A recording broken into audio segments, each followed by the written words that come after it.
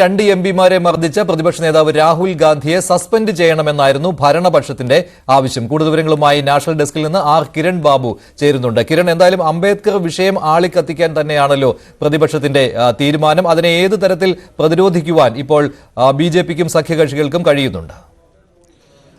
മഞ്ജുഷ, ഈ സമ്മേളനം തുടങ്ങിയ സമയം മുതൽ തന്നെ അദാനി വിഷയത്തിലും സംഭാൽ വിഷയത്തിലുമൊക്കെ പ്രതിപക്ഷം വലിയ പ്രതിഷേധങ്ങളൊക്കെ ഉയർത്തിയെങ്കിലും യഥാർത്ഥത്തിൽ അവസാന നിമിഷം വന്ന അംബേദ്കർ വിരുദ്ധ പരാമർശത്തിലാണ് വല്ലാതെ അതുവരെ ഉണ്ടായിരുന്ന ഒരു തീവ്രതയിൽ നിന്നും മറിച്ച് കൂടുതൽ ആളുകളിലേക്ക് എത്തുന്ന ഒരു തീവ്രതയിലേക്കൊക്കെ വിഷയം മാറിയത്.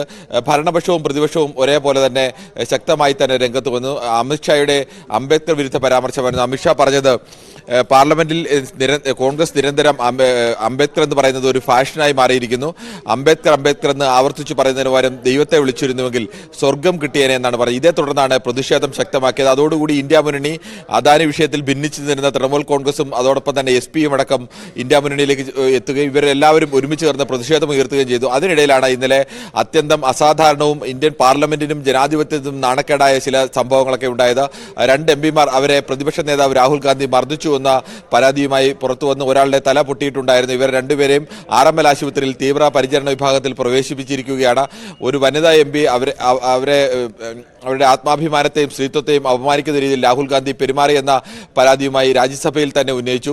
ഈ വിഷയത്തിൽ രാഹുൽ ഗാന്ധിയെ സസ്പെൻഡ് ചെയ്യണം എന്ന് ആവശ്യപ്പെട്ടുകൊണ്ടാണ് ഇന്ന് രാവിലെ പാർലമെന്റിലേക്ക് കടക്കുന്നതിന് മുമ്പ് തന്നെ ഭരണപക്ഷം പ്രതിഷേധം ഉയർത്തിയത്. പ്രതിപക്ഷമാവട്ടെ മറിച്ച് അമിത്ഷാ മാപ്പ് പറയണമെന്നും അതോടൊപ്പം തന്നെ അമിത്ഷാ രാജിവെക്കണം എന്നുള്ള ആവശ്യം ഉന്നയിച്ചുകൊണ്ട് പാർലമെന്റിന് പുറത്തുനിന്ന് വിജയ് ചൌക്കിൽ നിന്ന് പ്രതിഷേധ പ്രകടനമായിട്ടാണ് പാർലമെന്റിലേക്ക് എത്തിയത്. പാർലമെന്റ് 11 മണിക്ക് ആരംഭിച്ച ഇരുസഭകളും 1 മിനിറ്റിനുള്ളിൽ തന്നെ പിരിയേണ്ടി വന്നു. വീണ്ടും 12 മണിക്ക് സഭ ചേർന്നെങ്കിലും സഭ മുന്നോട്ട് കൊണ്ടുപോകാൻ കഴിഞ്ഞില്ല. ഇതിനിടയിൽ ഒരു രാജ്യം ഒരു തെരഞ്ഞെടുപ്പ് വിഷയം നേരത്തെ സംയുക്ത പാർലമെന്ററി സമിതിക്ക് വിട്ടിരുന്നു. ആ സംയുക്ത പാർലമെന്ററി സമിതിയെ സർക്കാർ പ്രഖ്യാപിച്ചിട്ടുണ്ട്. അതോടൊപ്പം തന്നെ ചില ബില്ലുകളും ഈ ബഹളത്തിനിടയിൽ തന്നെ പാസ്സാക്കിയിട്ടുമുണ്ട്. ശരി.